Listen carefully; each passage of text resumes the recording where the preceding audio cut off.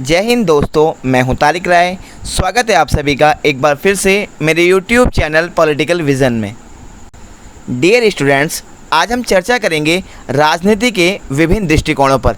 यह topic BA programme semester 1 जिनके पास political science subject है उन स्टूडेंट्स के लिए बहुत ही महत्वपूर्ण है और मैं उम्मीद करता हूं आप इस वीडियो के माध्यम से राजनीति क्या है और उसके विभिन्न दृष्टिकोण कौन कौन से हैं उन्हें बेहतर तरीके से समझ सकेंगे। तो डियर स्टूडेंट्स, आइए हम सीधा अपने टॉपिक पर चलते हैं और इसे विस्तार पूर्वक समझने का प्रयास करते हैं। डियर स्टूडेंट्स, जैसा कि मैंने अभी आपको बताया था, हमारा टॉपिक है राजनीति के दृष्टिकोण। तो डियर स्टूडेंट्स, राजनीति के दृष्टिकोणों को समझने से पहले सबसे पहले हमारे लिए यह जानना बहुत आवश्यक है कि राजनीति क्या है। तो आइए सबसे पहले हम राजनीति को समझने का प्रयास करते हैं। तो डियर स्टूडेंट्स, जहाँ तक राजनीति का सवाल है तो साधारण शब्दों में राजनीति शब्द का अर्थ होता है राज्य को चलाने वाली नीति, या हम दूसरे शब्दों में यह भी कह सकते हैं कि राजनीति शासन को चलाने की एक बहुत ही महत्वपूर्ण विधि है। परंतु राजनीति केवल शासन को चलाने का एक तरीका ही नहीं है, बल्कि इसके साथ साथ राजनीति एक बहुत ही महत्वपूर्ण एवं व्यापक अवधारणा भी है। राजनीति शब्द के अर्थ को लेकर विभिन्न विद्वानों के बीच एक मत का अभाव है, या हम यह भी कह सकते हैं कि राजनीति शब्द के अर्थ को लेकर विभिन्न विद्वानों में वाद विवाद बना हुआ है। प्राचीन समय से लेकर वर्तमान समय तक राजनीति के विभिन्न विद्वानों ने इसे अपने अपने दृष्टिकोण से परिभाषित करने का प्रयास किया है। जो भी हो, कुल मिलाकर राजनीति शब्द का प्रयोग एक विशेष प्रकार की सामाजिक प्रक्रिया के व्यवस्थित अध्ययन के रूप में किया जाता रहा है। प्राचीन यूनानी राजनीतिक विचारक अरस्तु, जिन्हें राजनीति विज्ञान का जनक माना जाता है, वो राजनीति विज्ञान को सामाजिक विज्ञान का एक अंग मानते हैं। प्राचीन यूनानी राजनीतिक संगठन का सबसे प्रचलित रूप नगर राज्य था। इसीलिए प्लेटो ने अपनी महत्वपूर्ण पुस्तक द रिपब्लिक और अरस्तु ने अपने महत्वपूर्ण पुस्तक द पॉलिटिक्स में राजनीति का मुख्य उद्देश्य नगर राज्यों की समस्याओं का अध्ययन करना बताया है। परंतु आधुनिक राजनीतिक विज्ञान राष्ट्र राज्यों का विज्ञान है और यह धीरे धीरे विश्व व्यवस्था की ओर बढ़ता जा रहा है। आज राजनीति विज्ञान राज्य के भूत, वर्तमान और भविष्य के साथ साथ मानवीय गतिविधियों के साथ भी अच्छे से संबंधित हो गया है। तो डियर स्टूडेंट्स, राजनीति क्या है, इसे बेहतर तरीके से समझने के बाद अब हम राजनीति के विभिन्न दृष्टिकोणों को समझने का प्रयास करेंगे। जैसा कि सामने डिस्प्ले पर भी दर्शाया गया है राजनीति के दृष्टिकोण। तो डियर स्टूडेंट्स, इस डायग्राम के अंतर्गत राजनीति के मुख्य रूप से 3 दृष्टिकोण दर्शाए गए हैं। नंबर 1 राजनीति का उदारवादी दृष्टिकोण, नंबर 2 राजनीति का मार्क्सवादी दृष्टिकोण और नंबर 3 राजनीति का समुदायवादी दृष्टिकोण। तो आइए डियर स्टूडेंट्स, अब हम इन तीनों दृष्टिकोणों को विस्तार से समझने का प्रयास करते हैं। पॉइंट नंबर 1, राजनीति का उदारवादी दृष्टिकोण। तो डियर स्टूडेंट्स, जहाँ तक राजनीति के उदारवादी दृष्टिकोण का सवाल है तो इस दृष्टिकोण का विकास 16-17 सेंचुरी में हुआ। इस दृष्टिकोण के प्रमुख समर्थक Hobbes, Locke, Bentham, T.H. Green, J.S. Mill आदि हैं। उदारवादी दृष्टिकोण के अनुसार राजनीति 2 परस्पर विरोधी हितों में संघर्ष का समाधान करने वाली एक प्रक्रिया है। उदारवादी दृष्टिकोण के अनुसार राजनीति का केंद्र बिंदु व्यक्ति है।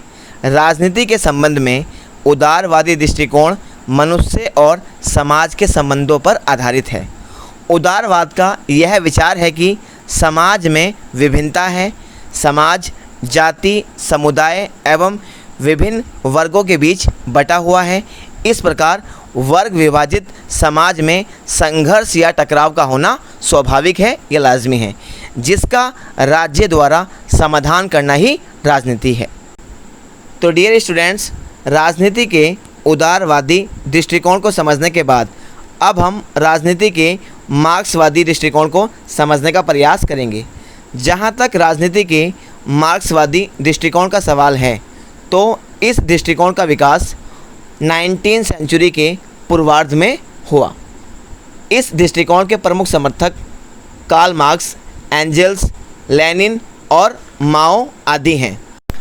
राजनीति के मार्क्सवादी दृष्टिकोण के अनुसार राजनीति का संबंध वर्ग संघर्ष से है। मार्क्सवाद के अनुसार समाज दो वर्गों में बटा हुआ है। एक बुजुर्गा वर्ग, जिसे पूंजीपति वर्ग के नाम से भी जाना जाता है, और दूसरा सर्वहारा वर्ग, जिसे गरीब वर्ग के नाम से भी जाना जाता है। पूंजीपति वर्ग समाज के गरीब वर्ग को दबाकर रखता है, उसका एक्सप्लॉयटेशन करता है, और इन दोनों वर्गों के बीच निरंतर संघर्ष चलता रहता है, और इन दोनों के बीच राज्य द्वारा तालमेल स्थापित नहीं कराया जा सकता है। इस प्रकार राजनीति के मार्क्सवादी दृष्टिकोण से यह स्पष्ट होता है कि मार्क्सवादी दृष्टिकोण राज्य को गरीब लोगों के हितों का शोषण करने का एक यंत्र मानता है। इसीलिए कार्ल मार्क्स राज्य को समाप्त करने के पक्ष में थे और एक वर्ग विहीन और राज्य विहीन समाज की कल्पना करते हैं, ताकि समाज में समाजवाद की स्थापना हो सके। इसके साथ साथ यहाँ पर हमारे लिए उदारवाद और मार्क्सवाद के बीच के अंतर को समझना भी बहुत आवश्यक है। जहाँ उदारवाद यह मानकर चलता है कि व्यक्ति और समूहों के बीच विवादों को शांतिपूर्ण तरीक़ों से सुलझाकर उन्हें सहयोग और सहमति में बदला जा सकता है, वहाँ दूसरी ओर मार्क्सवाद इन विवादों को अलग दृष्टि से देखता है। मार्क्सवाद विवादों को शांतिपूर्ण तरीके से सुलझाने की बजाय हिंसा और क्रांतिकारी सामाजिक परिवर्तन द्वारा इन विवादों की जड़ ही समाप्त करना चाहता है, ताकि ना तो विवादों के कारण हो और ना ही विवादों की नौबत आए। तो डियर स्टूडेंट्स, राजनीति के उदारवादी और मार्क्सवादी दृष्टिकोण को समझने के बाद अब हम राजनीति के समुदायवादी दृष्टिकोण को समझने का प्रयास करेंगे। जहाँ तक समुदायवाद का सवाल है, तो इस शब्द का सर्वप्रथम प्रयोग 19वीं सेंचुरी के आरंभिक दशकों में किया गया था, परंतु समुदायवादी दर्शन या समुदायवादी दृष्टिकोण का विकास 20वीं शताब्दी के अंतिम दशकों और 21वीं शताब्दी के आरंभिक दशकों में किया गया। इस दृष्टिकोण के प्रमुख समर्थक Charles Taylor, Michael Sandel, Michael Walzer और मैकेंटायर आदि हैं। राजनीति के समुदायवादी दृष्टिकोण के अनुसार राजनीति और राज्य को व्यक्ति के साथ साथ समुदाय की समस्याओं की ओर भी ध्यान केंद्रित करना चाहिए। इसे सार्वजनिक हित की अवधारणा के नाम से भी जाना जाता है। इस दृष्टिकोण के अनुसार व्यक्ति एक सामुदायिक प्राणी है। व्यक्ति का जन्म एक समुदाय में हुआ है। समुदाय के बिना व्यक्ति के जीवन का कोई अस्तित्व नहीं है और व्यक्ति बिना समुदाय की अपनी आवश्यकताओं की पूर्ति नहीं कर सकता, क्योंकि व्यक्ति समुदाय का एक महत्वपूर्ण अंग है। इस प्रकार राजनीति के समुदायवादी दृष्टिकोण के अनुसार राजनीति का मुख्य उद्देश्य सार्वजनिक हितों को प्रोत्साहित करना और उनकी पूर्ति करना है। तो डियर स्टूडेंट्स, राजनीति के उदारवादी, मार्क्सवादी और समुदायवादी दृष्टिकोणों को व्यापक रूप से समझने के बाद अब हम राजनीति के दो अन्य महत्वपूर्ण दृष्टिकोणों को भी समझने का प्रयास करेंगे, जैसा कि सामने डिस्प्ले पर भी दर्शाया गया है, राजनीति का नारीवादी दृष्टिकोण। तो डियर स्टूडेंट्स, जहाँ तक नारीवादी दृष्टिकोण का सवाल है, तो नारीवाद शब्द का अभिप्राय होता है महिलाओं के अधिकारों पर केंद्रित क्रियाकलाप। नारीवादी विचारक यह कहते हैं कि समाज में जेंडर के आधार पर भेदभाव होता है।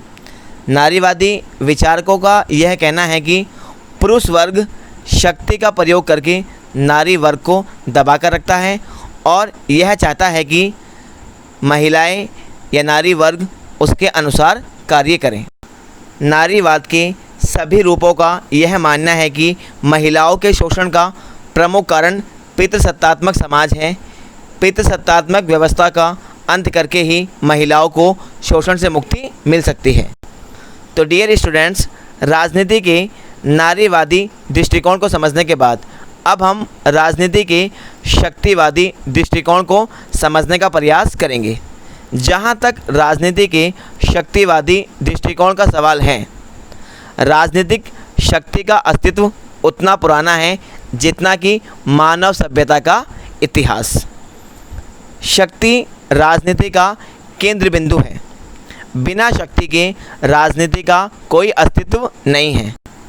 शक्ति शब्द का अर्थ है दूसरों के व्यवहार को प्रभावित और नियंत्रित करने की क्षमता का विकास।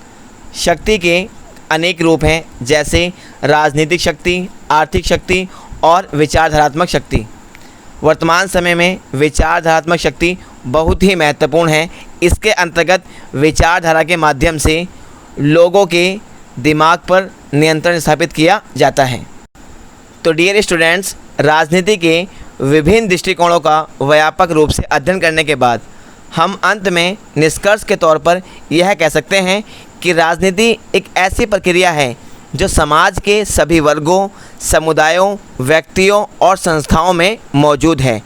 यदि हमें राजनीति को स्पष्ट और व्यापक रूप से समझना है तो हमें इसके विभिन्न दृष्टिकोणों को विस्तार से अध्ययन करना होगा, तभी हम राजनीति को सही रूप में समझ पाएंगे।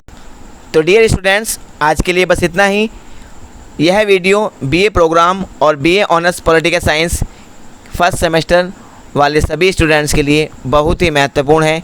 इसके अलावा आप इस वीडियो के डिस्क्रिप्शन बॉक्स में जाकर दिए हुए लिंक पर क्लिक करके अन्य महत्वपूर्ण जो टॉपिक्स हैं उनको भी स्टडी कर सकते हैं। यदि आपको मेरी वीडियो पसंद आई हो और अभी तक आपने मेरे चैनल को सब्सक्राइब नहीं किया है तो प्लीज़ मेरे चैनल को सब्सक्राइब कीजिए, लाइक कीजिए, शेयर कीजिए और सबसे महत्वपूर्ण बात, बेल आइकन को दबाना ना भूलें, जिससे कि आपको मेरी नेक्स्ट वीडियो की नोटिफिकेशन मिलती रहे। Thank you very much. जय हिंद, जय भारत।